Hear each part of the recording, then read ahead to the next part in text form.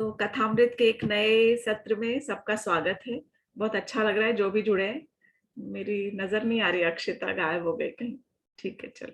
तो एक बहुत सुंदर रामायण की कथा मैं सुनाने जा रही हूँ भ्रातृ प्रेम के ऊपर। जो भाइयों का जो प्रेम था, लक्ष्मण जी का, भरत का, शत्रुघ्न का। लक्ष्मण जी का प्रेम तो पूरी की पूरी रामायण में जगह जगह दर्शाया गया है।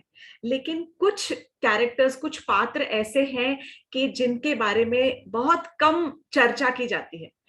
भरत जी के प्रेम के बारे में तो हमने सुना कि भरत जी इतना रोए थे जब वो ननिहाल से आए थे, और उनको बुलाने के बाद, यहाँ आने के बाद जब उन्हें पता चला कि उनके पिताजी ने, या एक्चुअली उनकी माता कैकेयी ने, मंथरा के कहने पर और उनके प्रिय भाई राम को वनवास दे दिया, एक तरह का देश निकाला या वनवासी ठहरा दिया। तो इतना रोए थे और इतने क्रोधित हुए थे कि उसकी काफी चर्चा आगे तक की है। उन्होंने अपनी माता को तक को त्यागने की बात कही थी। शत्रुघ्न को तो इतना गुस्सा आ रहा था, इतना क्रोध था कि वो मंथरा के ऊपर उसने अटैक किया था। एक्चुअली मंथरा के ऊपर वो टूट पड़ा था, मंथरा के बाल पकड़ के खींच के और अपने पैरों से उनको ठोकर मार के, लात मार के, और उनका अनादर कर रहे थे। जब उस समय भरत ने शत्रुघ्न को रोका था और कहा था कि नहीं, शत्रुघ्न ने लिटरली तलवार निकाल ली थी अपनी कि मैं मंथरा को जीवित नहीं छोड़ूंगा। पर उस समय भरत ने कहा था कि भाई शत्रुघ्न, शांत हो जाओ, ये समय क्रोध करने का नहीं है। क्रोध करना बुद्धि के विनाश का एक सूचक होता है। और सिर्फ केवल ये सोचो, ये विचार करो कि अगर भगवान राम इस समय यहाँ होते तो क्या राम को ये पसंद आती बात? क्या श्री राम जो हमारे राम भैया हैं वो इस बात को स्वीकार करते? इस प्रकार के तुम्हारे आचरण को वो स्वीकार करते? और तब उन्हें एहसास हुआ कि जो मैं करने जा रहा हूं वो बिल्कुल गलत है, और हमें वही कार्य करना है जिस कार्य से हमारे भाई के नाम पर कोई भी कलंक ना लगे, और हमारे राज्य का जो नाम चल रहा है राम के नाम से, उस राज्य पर और उनके जो आन पर कोई कलंक ना लगे। ये कहकर उन्होंने मंथरा को छोड़ दिया और मंथरा और कैकेयी को क्षमा भी कर दिया था। तो कथा हम इतना यहां से लेते हैं कि जब भरत का भरत मिलाप हुआ था चित्रकूट में, भरत मिलने गए थे अपने भाई से, और वहां पर रामचंद्र जी के हाथ पैर जोड़कर कह रहे हैं कि भैया आप प्लीज वापस चलिए हमारे साथ। लेकिन रामचंद्र जी ने कहा कि मैं वचनबद्ध हूं और मैं आपके साथ वापस नहीं चल सकता हूं। तब भरत ने रामचंद्र जी से उनकी खड़ाऊ ली थी, और खड़ाऊ लेकर अपने सर पर लेकर और वो वापस आए थे। और वापस अयोध्या नहीं आए थे। वो कहाँ गए थे? अयोध्या के बाहर एक छोटा सा गांव है जिसका नाम है नंदीग्राम। और उस नंदीग्राम में, वहां पर उन्होंने सिंहासन के ऊपर वो चरण पादुका रखी थी, और फिर वलकल वस्त्र, वलकल यानी जो पेड़ की छाल के जो वस्त्र होते हैं, वो पेड़ की छाल के वस्त्र को उन्होंने लपेटकर, और उन्होंने ये प्रण लिया था कि यदि मेरे भाई वनवासी हैं तो मैं भी वनवासी के ही प्रकार अपना जीवन यापन करूंगा। और वो नंदीग्राम में जमीन पर उन्होंने ये सोचा कि जिस लेवल पर मेरे भाई सोएंगे, मैं उस लेवल पर नहीं सो सकता। यदि मेरे जो भाई राम है वो अगर फर्श पर, जमीन पर सो रहे हैं, धरती पर सो रहे हैं, तो मेरी जो जगह है वो मेरे प्रभु के चरणों में है, और मेरे प्रभु के चरणों से नीचे मेरा स्थान है। मेरे भाई यदि सिंहासन पर बैठते तो उनसे नीचे मैं बैठता, उनके कदमों पर। तो भरत ने ये निश्चय किया कि मेरे प्रभु श्री राम, उनको तो वनवास हुआ है और वो जमीन पर सोने वाले हैं। इसलिए उन्होंने निश्चय किया, उन्होंने जमीन में एक गड्ढा खोदा। कहा जाता है कि जो अयोध्या वासी है वो तो कहते हैं कि करीब करीब 10 फीट गहरा गड्ढा खोदा। तो ये जो कथा है एकदम डिटेल, ये रामायण में नहीं आती। ये जो ब्रिजवासी लोग हैं, जो अयोध्या वासी लोग हैं, जो आचार्य हैं, जो तपस्वी साधु हैं, ये इन कथाओं के बारे में ज्यादा चर्चा करते हैं। तो कहते हैं कि भरत महाराज ने, जो राजा भरत थे, राजा मैं कह रही हूं क्योंकि वो अपने राम जी के जाने के बाद उनका ही नाम राज्य अभिषेक के लिए आया था, वो उन्होंने त्याग दिया, वो अलग बात है, और वो राजा कभी बने नहीं। तो अभी भरत, मैं महाराज कहूंगी, भरत महाराज ने जमीन से नीचे 10 फीट नीचे एक गड्ढा खोदा था, ट्रेंच की तरह, और वहां पर उन्होंने अपनी कुटिया के अंदर वो गड्ढा खोद के और वहां पर वो सोते थे, ताकि वो रामचंद्र जी के लेवल से नीचे सो सके। ये उनका त्याग था।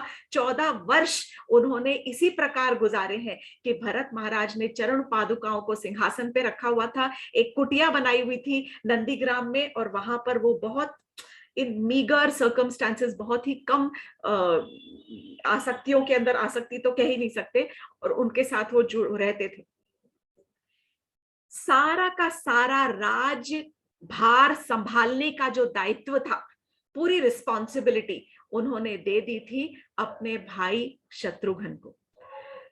पहला एक आधा वीडियो आपको देखना पड़ेगा, पर फिर भी बता देती हूँ। जब मुंह दिखाई हुई थी उस समय, सीता जी की मुंह दिखाई के टाइम पर जो सुमित्रा माता थी, उन्होंने अपने दोनों पुत्र जो थे, वो अपना मातृत्व उन्होंने सीता जी को मुंह दिखाई के रूप में दे दिया था। यानी उन्होंने दोनों पुत्र कहा था कि ये मेरे दोनों पुत्र तुम्हारे लिए हैं, जिस प्रकार तुम इनसे सेवा करवाना चाहो वो करवाओ। लेकिन ये भी कहा जाता है कि सुमित्रा ने ये अपने जो दोनों पुत्र थे, शत्रुघ्न और लक्ष्मण और शत्रुघ्न, उसने दोनों पुत्रों को आज्ञा दी थी कि जो लक्ष्मण है वो रामचंद्र जी की सेवा करेगा, और जिस प्रकार लक्ष्मण जी रामचंद्र जी की सेवा करेगा, उसी प्रकार शत्रुघ्न जो है वो भरत की सेवा करेगा। तो दोनों पुत्रों को उसने अब जो बड़े भाई थे उनकी सेवा में नियुक्त कर दिया था।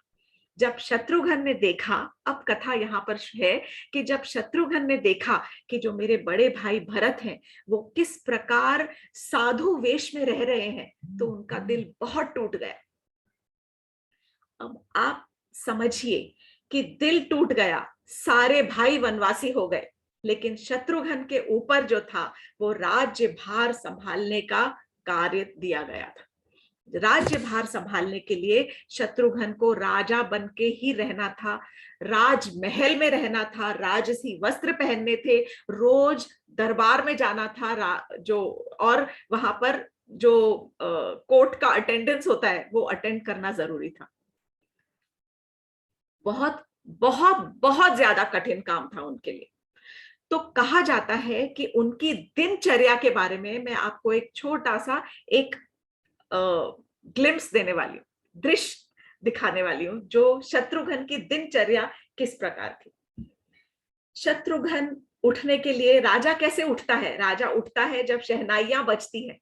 तो कहते हैं कि जब सुबह शहनाइयां बजती थी शत्रुघ्न महाराज शत्रुघ्न को उठाने के लिए, तब उनको ऐसा लगता था कि जैसे कोई उनके लिए सर्पीली वाणी हो, जैसे कि सर्प डस रहे हैं उनके शरीर को, और उस सर्पों के डसने से जो अंदर जो तीक्ष्णता और तीव्र जो दारुण जो पेन है, दर्द है, वो उत्पन्न होता है, वो उनको अपने शरीर में उत्पन्न होता हुआ महसूस होता था। और उठने के बाद सबसे पहले उन्होंने डिसाइड किया था कि केवल दिन में 2 बार मैं अपने राज्य के दरबार में जाऊंगा, अपने सारे मंत्रियों से मंत्रणा करूंगा। सुबह जब जाऊंगा एक बार और शाम को जाऊंगा। जब मैं सुबह जाता हूं, जब वो सुबह जाते थे अपने दरबार में, तब सारे मंत्रियों से मंत्र गणना करते थे और उनसे राज्य के बारे में वार्तालाप होती थी, चर्चा की जाती थी कि आज का उनका क्या काम है फॉर द राज्य के लिए उन्हें क्या करना चाहिए। लिस्ट बनाई जाती थी कि ये काम निर्धारित किया गया है, ये इसको आदेश देना है, ये इसको निर्देश देना है, किस प्रकार किस चीज के ऊपर चर्चा करनी है, किस चीज का निश्चय लेना है। और उसके बाद सारे मंत्रियों को वो काम सौंप दिए जाते थे और उसके बाद वो अपने पर्सनल कामों में लग जाते थे पूरा दिन। अब वो पर्सनल काम क्या थे, वो सबसे ज्यादा इंपॉर्टेंट है। सबसे पहला पर्सनल काम था, रोज नियमित रूप से पूरे 14 वर्ष शत्रुघ्न सबसे पहले जाते थे माता कौशल्या के महल में। महल तो वही था, माता कौशल्या के कक्ष में जाते थे। माता कौशल्या के कक्ष में जाते थे और माता कौशल्या हमेशा विलाप कर रही होती थी और रो रही होती थी।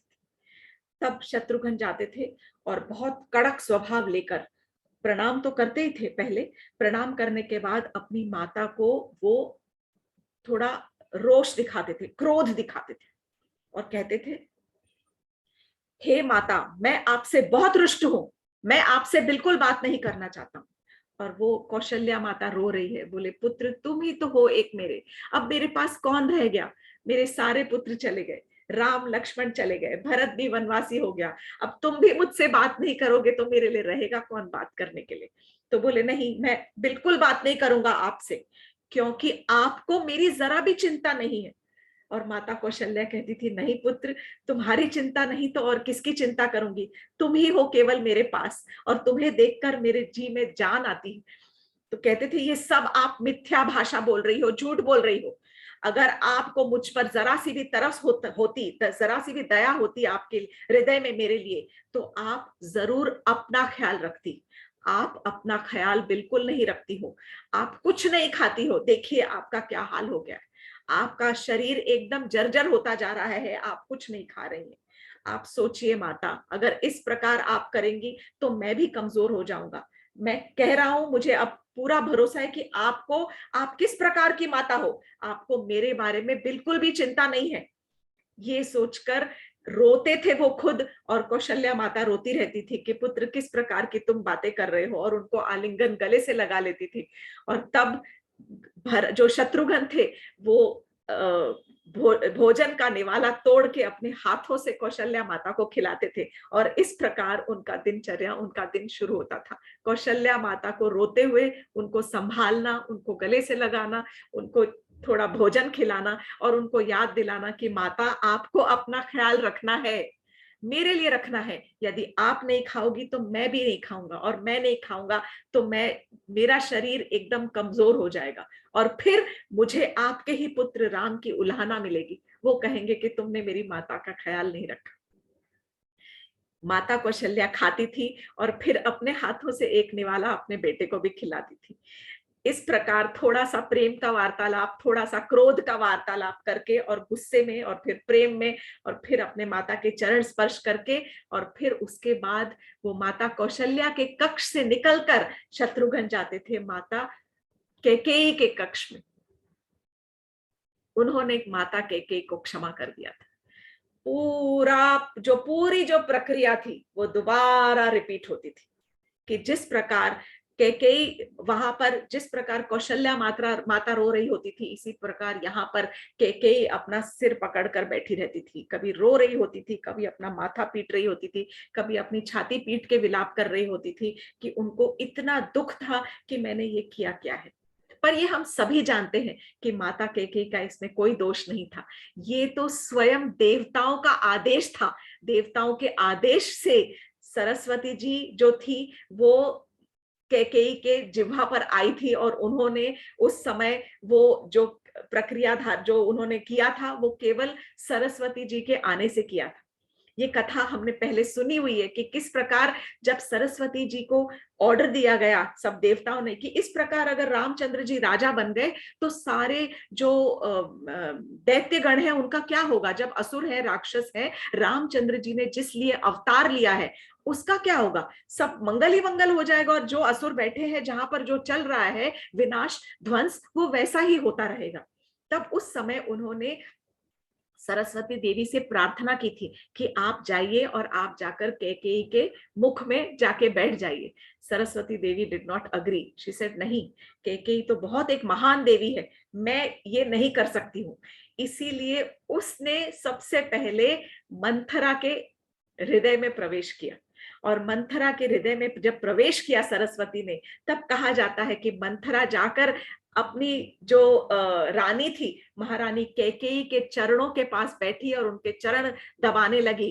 तब कहते हैं कि जो सरस्वती देवी थी वो मंथरा के अंदर से कैकेयी के चरणों के थ्रू, दैट इज कैकेयी के से क्षमा मांगते हुए, उनके चरणों के थ्रू वो कैकेयी के हृदय में घुसी है, और कैकेयी के मन, उन्होंने मन के ऊपर अपना नियंत्रण किया है। और जो फिर घटित था, जो घटना घटी, वो तो हम सभी जानते हैं कि किस प्रकार वो कोप भवन में चली गई और उन्होंने अपने महाराज दशरथ से वो अपने वचन लेकर और महाराज जो राम को वनवासी करार करवा दिया। तो अब शत्रुघ्न जो थे वो जाते हैं माता कैकेयी के कक्ष में और फिर से माता कैकेयी के पास। It is a repeat play, it's a record for him every day. हर सुबह उनको यही करना है। सबसे पहले माता कौशल्या के कक्ष में जाना है, फिर उसके बाद माता कैकेयी के कक्ष में जाते हैं और माता कैकेयी से फिर रुष्ट होकर बोलते हैं, माता मैं आपसे बिल्कुल बात नहीं करने वाला हूं। तो बोलती है, बेटा तुम बात नहीं करोगे तो मेरा अब कौन रह गया है? तो बोलते, नहीं माता, आपको मुझसे जरा भी प्रेम नहीं है, आप ये सब ड्रामा कर रही हो। आपको जरा भी मुझसे अगर प्रेम होता तो आपने अपना ख्याल रखा होता। ये देखिए भोजन ऐसे ही रखा है आपके सामने। और फिर वही सब ड्रामा होता और फिर दोनों रोते और फिर एक दूसरे को आलिंगन करते और फिर शत्रुघ्न अपने हाथों से उनको खाना खिलाते और खिलाने के बाद फिर वहां से निकलकर फिर अपनी माता सुमित्रा देवी के कक्ष में जाते। फिर सेम प्रक्रिया, सेम ड्रामा रिपीट होता। अपनी माता को रोते हुए देखकर उनके आंसू पोंछते, उनको थोड़ा सा भोजन कराते और सुमित्रा के कक्ष से निकलकर ये हैरानी होगी सुनकर कि उसके बाद वो मंथरा के कक्ष में जाते थे। तो जो शत्रुघ्न थे, it is a living example of जो हमारे ग्रंथों में कहा गया है कि आप जो है पाप से घृणा करें, पापी से घृणा ना करें। जो दुष्कर्म है उससे घृणा करें, दुष्कर्म करने वाले से घृणा ना करें। क्योंकि वो किस हालात में, किस वजह से वो कर्म करने पर जो हो जाता है, समझो कर्म करने पर मजबूर हो जाता है, ये हम नहीं समझ सकते। तो for us forgiveness is the best virtue. किसी के ऊपर, किसी को क्षमा करना, क्षमा दान देना जो है वो सबसे बड़ा दान कहलाया जाता है, वन ऑफ द बिगेस्ट दान। और ये हम बहुत आसानी से कर सकते हैं। और इसका लिविंग एग्जाम्पल जो दिया है, उदाहरण जो है, प्रत्यक्ष प्रमाण, शत्रुघ्न ने ये कहकर कि वो स्वयं मंथरा के कक्ष में जाते थे और मंथरा को प्रणाम करके, क्योंकि वो बड़ी थी। मैंने प्रहलाद की कथा में भी ये कहा था कि जो बड़ा है, जो उम्र में बड़ा है, जो ज्ञान से बड़ा है, उनका आदर तो बनता ही है, हमें देना ही है। तो उस प्रकार वो उनको प्रणाम करते थे और फिर से उनको रोती हुई मंथरा जो कि विलाप कर रही होती थी कि मुझसे ये क्या भूल हो गई, मेरी वजह से सारा घर तितर बितर हो गया, और अपने आप को हर समय दोषी ठहराती रहती थी। तो जो शत्रुघ्न थे वो उनके हाथ पैर जोड़ते थे और किसी तरह से उनको मना के और उनको फिर खाना खिलाते थे, यही कह के कि मंथरा माता के समान थी वो, कि यदि आप नहीं खाएंगी और आपको कुछ हो गया तो मैं अपने राजा राम को, अपने भैया राम को क्या मुंह दिखाऊंगा। ये तो हुई राजमहल का जो दिनचर्या थी। उसके बाद वो क्या करते थे, उसके बाद वो जाते थे गौशाला में। जो राजा शत्रुघ्न थे वो गौशाला में जाते थे, सारी गैयों को प्यार से ऐसे हाथ फेरते थे सारी गायों के ऊपर, और गाय जो है वो भी विलाप कर रही होती थी, रो रही होती थी। गैया ने खाना खाना बंद कर दिया था, गैया ने दूध देना बंद कर दिया था, गैया के बछड़े रो रहे होते थे। तो कहा जाता है कि जो शत्रुघ्न है वो गैया के पास जाते थे और गैया माता को कहते थे कि गौ माता खाना खा लो, देखो ये चारा आपके सामने रखा है। आप चाहती हो ना कि 14 साल बाद जब महाराज राम आएंगे तो उनका जब राज्य अभिषेक होगा तो उसके लिए दूध कहां से आएगा? उसके लिए दूध आप ही तो दोगी। और अगर यदि आपने अभी खाना नहीं खाया, चारा नहीं खाया, आप दूध नहीं देना, आप दूध न देना बंद कर दोगी तो आपके स्तन सूख जाएंगे और आप दूध नहीं दे पाओगी। तो that habit has to be there. कोई भी चीज, जैसे हम बोलते हैं कि अगर आज नहीं करेंगे, अब तो बहुत छोटे हैं, नाम जप करने के लिए बहुत उम्र बाकी है, मरते वक्त नाम जप करना कौन सी बड़ी बात है, याद करेंगे और हो जाएगा। कहते हैं कि अगर मरते वक्त राम का नाम, भगवान का नाम लो तो हम सीधा वैकुंठ लोक में जाते हैं। लेकिन वो केवल प्रैक्टिस से ही आता है। बड़े बड़े ध्यानी योगी अगर प्रैक्टिस नहीं करते तो उनके मुख से भी मृत्यु समय भगवान का नाम नहीं निकलता। और यही चीज ये गैया को भी कह रहे हैं कि अगर आपको 14 साल बाद दूध देना है तो अभी से दूध देना शुरू करो, अभी से अच्छा चारा खाना शुरू करो। और ये राज्य अभिषेक का प्रलोभन देते देते वो उनको बहुत सहलाते हैं और उनको अपने हाथों से चारा देते हैं और उनको आलिंगन करते हैं और हाथों से उनको सहलाते हैं। उसके बाद जब गैया खाना शुरू करती है और थोड़ा उत्साहित हो जाती है, वहां से फिर वो जाते हैं अपने राज्य की घुड़साल में। और घुड़साल में कहते हैं वो जाकर उनको फिर से और कहते हैं कि देखो 14 साल यूं गुजर जाएंगे, 14 साल बाद जब महाराज राम आएंगे तो पूरे राज्य का भ्रमण करने के लिए उनको रथ पे बिठाना पड़ेगा। और रथ कौन चलाएगा? आप ही तो हो, घोड़ों से ही तो रथ हाँका जाता है। इसीलिए आप प्लीज उनको हाथ जोड़कर उनको सहला के प्यार से अपने हाथों से घोड़ों को वो खाना खिलाते थे, जो भी वो चना या जो भी खिलाया जाता है, गुड़ जो दाल वगैरह जो उनका जो भोजन होता है, वो घोड़ों को प्रेम करके और रोते हुए घोड़ों के जो अश्रु पोंछ के और उनको खाना खिलाते थे। ये उनका खत्म नहीं हुआ कार्य। इस कार्य को आगे ले जाकर फिर वो अपने पूरे शहर के एक एक जो शॉपकीपर जो बोलते हैं, दुकानदार, जो व्यवसायी लोग हैं, सारी व्यावसायिक कम्युनिटी के पास, पूरे व्यावसायिक समाज के पास जाते थे। लोग अपने घरों से निकलना बंद हो गए थे। उनको लगता था कि अब हमारे जीवन में कुछ ही क्या रह गया, राम चले गए, कुछ नहीं रह गया।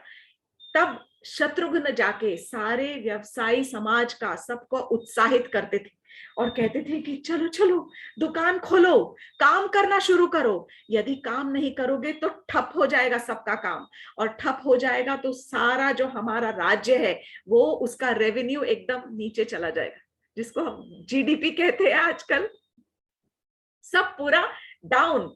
हमको ये 12 साल 14 साल में 12-14 गुना करना है अपने राज्य की आय को, इनकम को 14 टाइम्स कर देना है, ताकि राज्य समृद्ध हो जाए, ताकि जब महाराजा राम आए तब हम हर घर को दीपक से सजाकर और उनका स्वागत करें, और फिर हम उनको बता सके कि देखिए राजा राम आपके पीछे मैंने, हम लोगों ने, हम सब ने अपने आप को इतना संभाला है, और हम आपके स्वागत के लिए किस प्रकार से हम तैयारी करने के लिए बैठे हैं और किस प्रकार हम तैयारी कर रहे हैं।